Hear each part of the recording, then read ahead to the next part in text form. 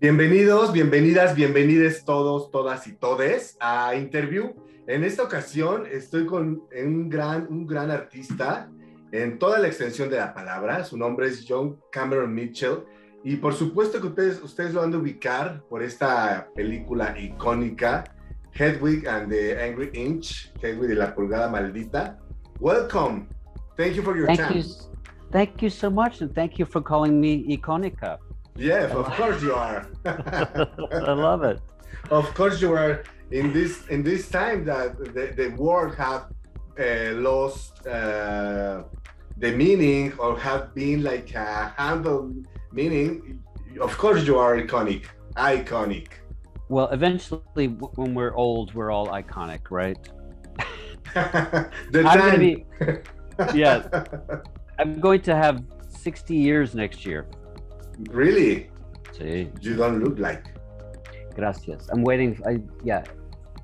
Espero para mi compliments. Yeah. When we finish, you have to tell me about your creams and your secrets.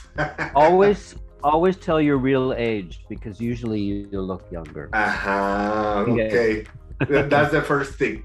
Yes. First tip. Always tell your age. Okay. You know Laverne Cox, the trans star. Do you know her, Laverne Cox? Yeah. She's Americana. Yeah. She always hid her age.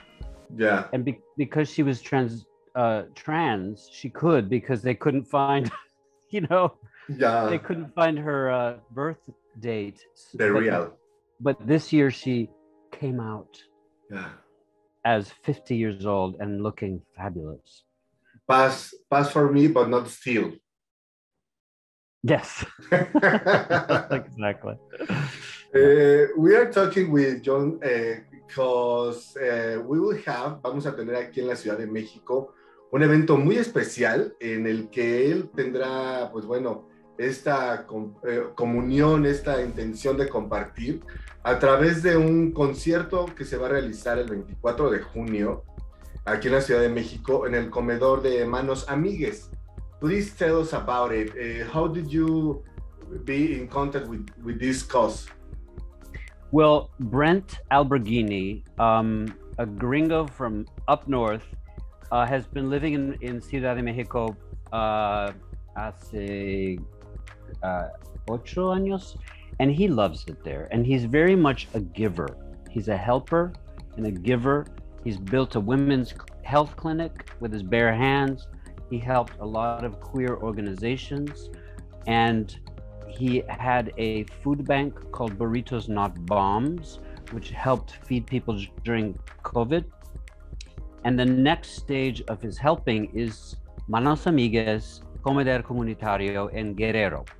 And I was there when he was looking at the building for the first time, and this blank space, and everyone chipped in. They helped to create, in effect, the first LGBT comedor comunitario y también un centro de cultural. Mm-hmm. So cada viernes hay música, performances, películas. So it's becoming not just a place to help people out who maybe are discriminated against at the other food banks because they're trans, because they're queer, because they're migrantes. He welcomes everyone, especially for people who have problems with other kinds of services. So, but he also is creating a space where people can come and hang out, many singers coming to perform. So we're doing a benefit performance on 24 de junio, and I'm going to do canciones de Hedwig, canciones de Led Zeppelin, mis amigas de Corea y de Texas también are coming to sing with us. We are also singing a short set at Pride in Zócalo. the next day. A shorter set, so it'll be a little bit harder to. All together? Yes, all of us together with a local band led by a guy named Todd Klaus, who's an American in Mexico, and it's going to be but on Friday at the Comedor, we're also playing with a wonderful, like, kind of banda gitana. You know, it's like it's a really fun band that we're gonna do some songs together from Short Bus, my film. I'll be doing ballads, I'll be doing canciones en español. You know, mi cantador favorito en español es Silvio Rodriguez. You love him. So I'm going to sing a song from him. And it's just going to be a fun party at the Comedor that's also celebrating Pride also. The first Pride since COVID, right? It's going to be exciting. It's going to be big this year, I think, right? People are going to go a little bit crazy. So I'm going to stay for a whole week and have a great time in my favorite city, apart from New York. Yeah, that will be for sure. John Cameron Mitchel va a estar acompañado por amigos, por cantantes que van a estar haciendo pues una bohemia muy interesante, apoyando a esta asociación Manos Amigues, que tiene un comedor comunitario en la colonia Guerrero, en Pedro Moreno 113. Solamente serán 100 lugares, o sea que la gente que quiera asistir y ser testigo de este gran concierto pues debe darle prisa, porque solamente son 100 lugares. Esto es en aras, en apoyo al comedor comunitario y centro cultural Manos Amigues, que les repito está ubicado en Pedro Moreno 103 en la colonia Guerrero.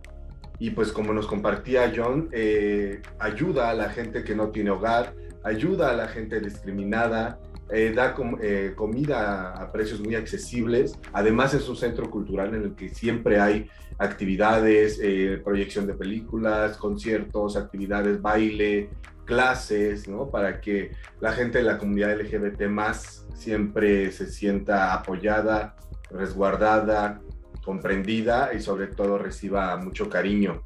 And this time we'll have that love with John Cameron Mitchel and his friends.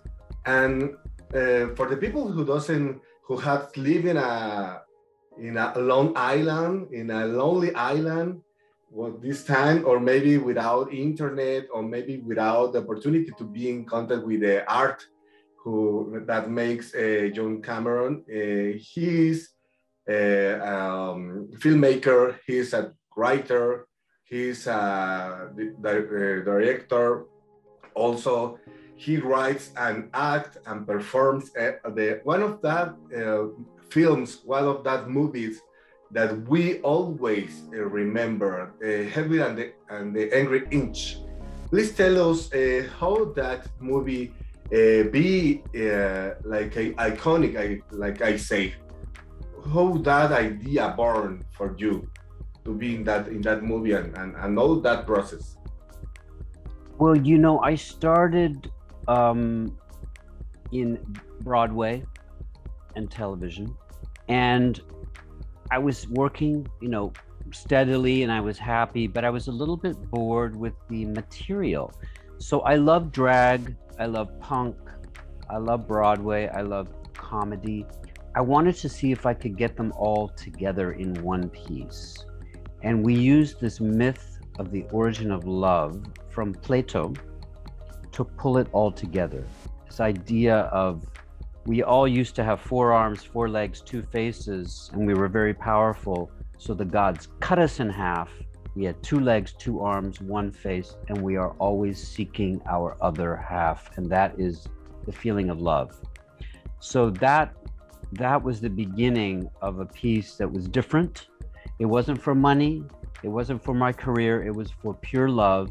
And it turned out that it became popular with the freaks of the world, who are my people.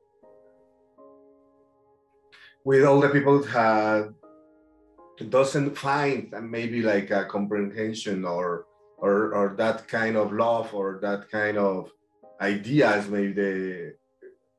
because that the people get in contact with a movie and love it and hug it, and was amazing. And also, and different cultures, which I love.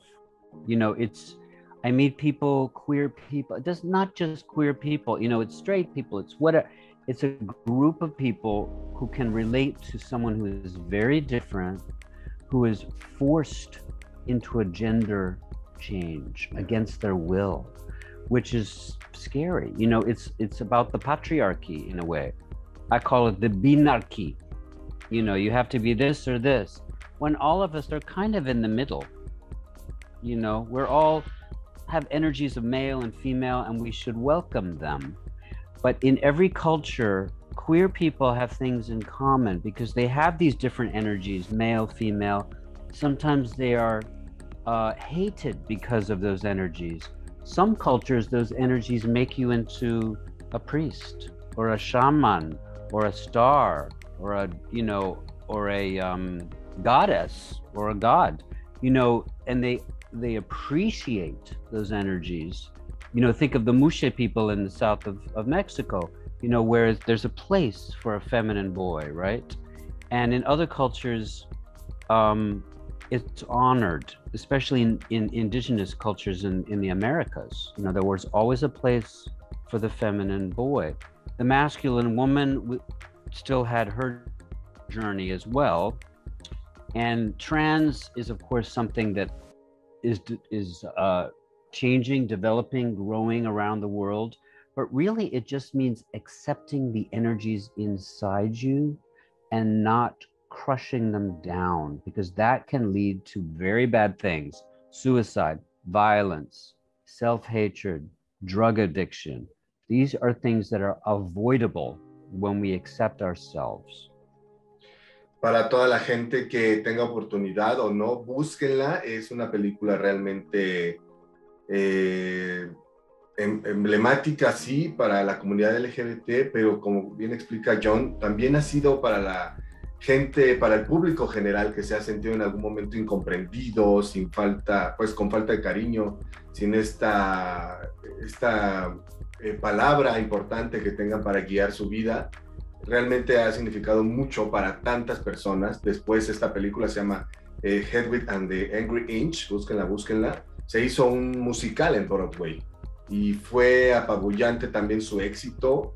Estuvieron ahí interpretando el personaje Darren Criss y fue, pues bueno, recibió todos los premios, y otros dos actores también. Recibió todos los premios, pero sobre todo, tell us about the message. Cuéntanos acerca del mensaje en general de tu vida que has compartido con tanta gente. The message that you had talk about all your life and be in contact with the people with your message. Well, I grew up in a very religious, very military background, very male dominated. And my feminine energies I found disgusting, repulsive. You know, it was worse. It was better to be a murderer than a feminine boy. And there was something wrong about that, because I would watch different, you know, public figures like David Bowie or Little Richard or Tina Turner, who was very masculine and feminine. And I thought, these are the people that I relate to, who are, like I say, shamans, you know? And those are the people who bring the energies together. Some shamans bring the dead and the living together. Others bring the male and the female together. And that's what art can do. And it can make us whole.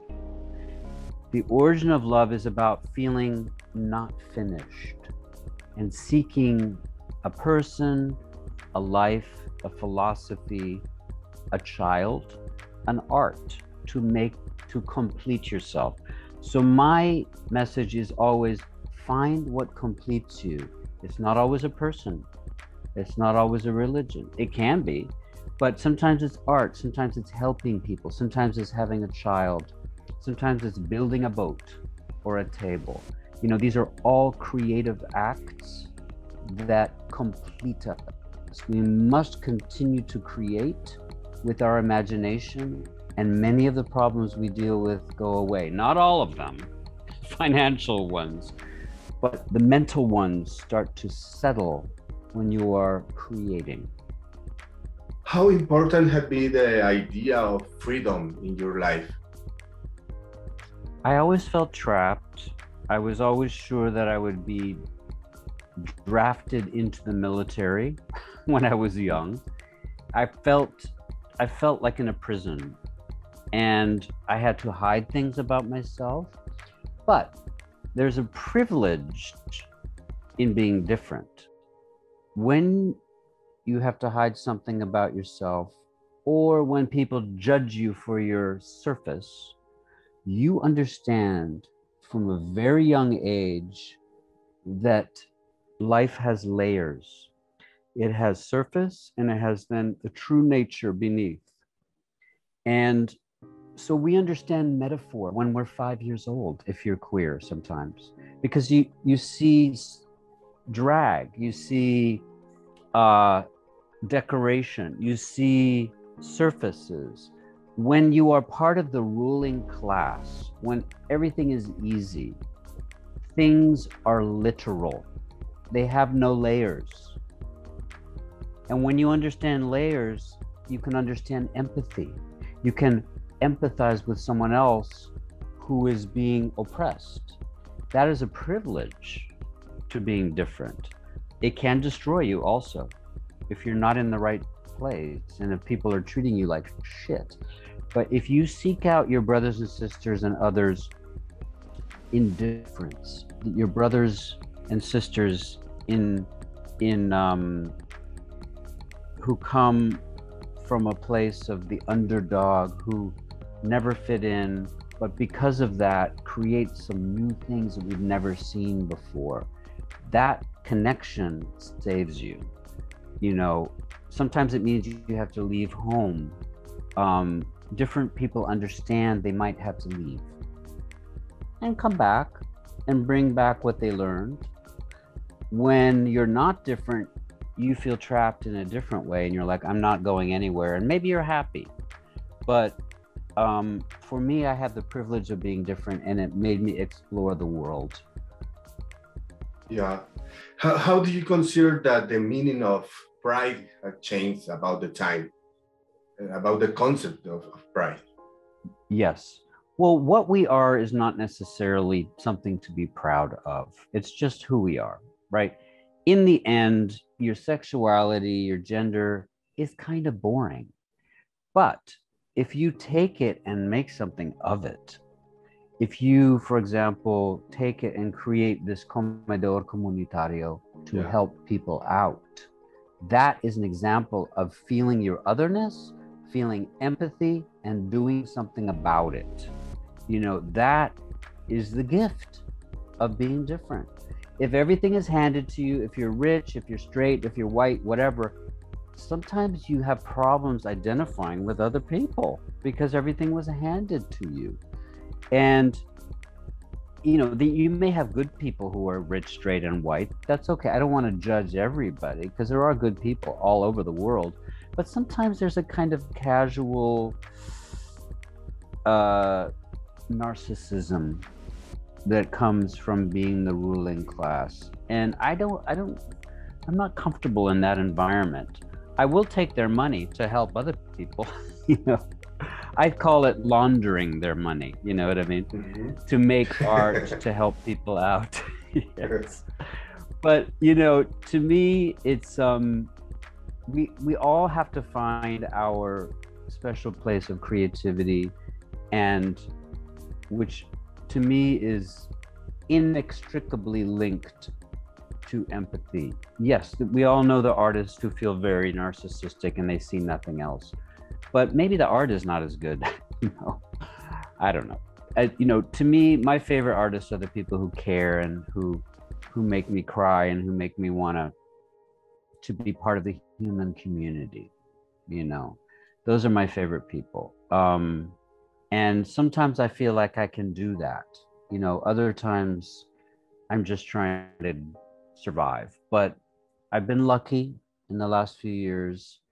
I've been playing roles I didn't expect to play. I just played the Tiger King in a TV series called Joe versus Carol, which I didn't expect to be a star of a mainstream thing, but it was so much fun to play this crazy, possibly murderous kind of drag queen in a way. You know, it was a lot of fun. And I think this kind of play keeps me young. Creativity keeps you young. And it's important also to have elders in your life that you respect so you can see where you're going. Like, oh, that woman in her 80s is so cool. Why? Hang out with her, find out, you know, learn about what you need to become, how you need to deal with the world and the troubles of the world. Learn it from the older people who are still cool, you know. Learn it from the kids.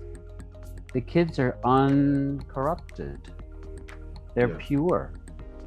They don't see racism or sexism or transphobia. They see people they can play with.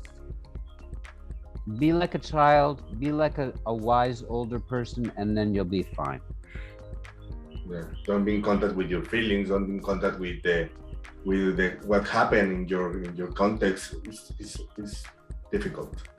Yes, and doing it alone is very, very hard. You have to reach out.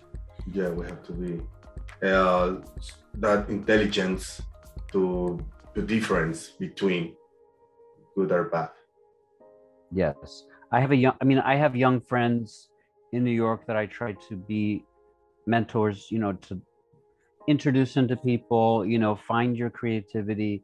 And it's very hard to be young right now, especially in industrialized countries where the internet and the phones are so important. I mean, it's Mexico too, but there's, you know, has a lot of inequality in terms of money, but it still has its spirit that's very strong and very loving. And I love to go to Mexico and certainly the city. I feel so much energy there, and it's kind city. Of course, there's darkness everywhere, but I find that young people in the US are very depressed, very anxious.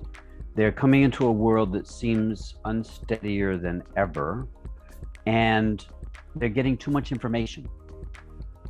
Yeah. You know, taking a diet from the digital is very good for the brain and the heart. We all, you know, we can use the digital for our creations and our, you know, to get people to see our show. But if you're on it all the time, you're stopping yourself from living sometimes. And a lot of young people who have been trapped by COVID, which feel robbed of some of their youth, right, by being stuck in the house. And now they're coming out and they're like people coming out of a cave, you know, they're kind of shy and they can't look you in the eye, you know. There's a story of Rip Van Winkle who goes to sleep for many years and wakes up and he thinks it's the past. Yeah, now the spotlight are over the drag queens in the world. Yeah. You with Hedwig are one of the most famous, also one of the first. How do you take it? How do you involve in this art, and how do you take it in this time? I don't think of myself as the first at all because drag is ancient. Yeah, I know. Drag has always been around, right? For the new age. For the new age, in the film and television culture, there were certainly people I looked to. You know, in some ways, punk rock was started by a black drag queen named Little Richard. You know what I mean? And David Bowie, that was his hero. And then he did his own version of gender bending. And of course, Marlene Dietrich and Mae West and, you know, every Mexican female film star was a drag queen, whether she knew it or not. Yeah. Because she was huge. And we all learn from these women, these men, these trans people. I learned from going to a drag club called Squeezebox in the 90s, and I saw these amazing performers who were gay, trans, straight, and I'd never done drag because I was afraid of my feminine side. You know, I'd been taught that that was bad. So I was forced into doing drag at this club, and it liberated me. It saved me.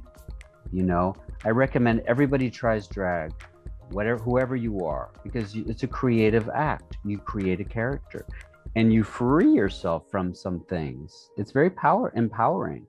So Hedwig wasn't really a drag queen as such, and not really a trans woman as such. It was an accidental situation, forced into a gender change, but then taking the wig off the shelf, putting on the makeup, writing the songs. Yes, that was drag, and that was rock and roll, and that saved her from maybe suicide, you know?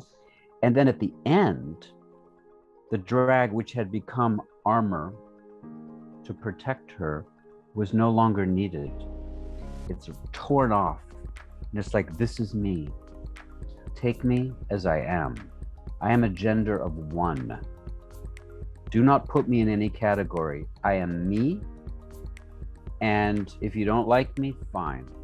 But if you like me, let's make something together, and let's go into the world like a child, like a baby, you know? Be vulnerable, but be smart, you know? Take off the armor sometimes. The armor is necessary to go to war, to be fabulous. And then there's a time to take it off. That's what drag is. It's a beautiful thing.